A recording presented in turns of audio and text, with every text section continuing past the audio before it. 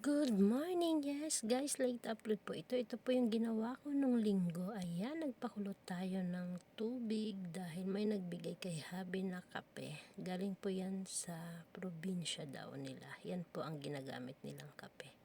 Durog na durog siya, guys, kaya yan ang ginawa ko.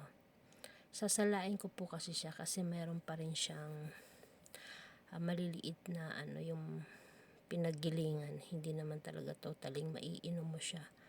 Kaya kailangan siyang salain. Pinakuluan ko lang siya ng pinakuluan. Yan. Ayan, at natapos na nga natin siyang pakuluan. Ngayon ay isasala muna natin siya, guys. Kasi para hindi madadala yung kanyang ayun, parang wala naman siya nadala, no?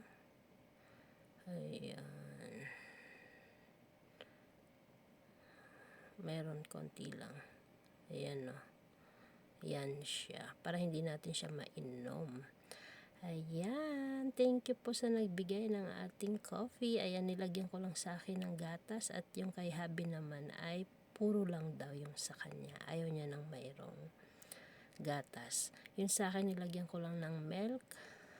Yun lang. Wala po yung sugar. Ayan. Thank you po sa inyong panonood ng aking video. Maraming salamat. Good morning, everyone. Kape na po tayo, guys. Ayan na yung ating coffee. Coffee is life for me. Maraming salamat. Bye po. God bless everyone.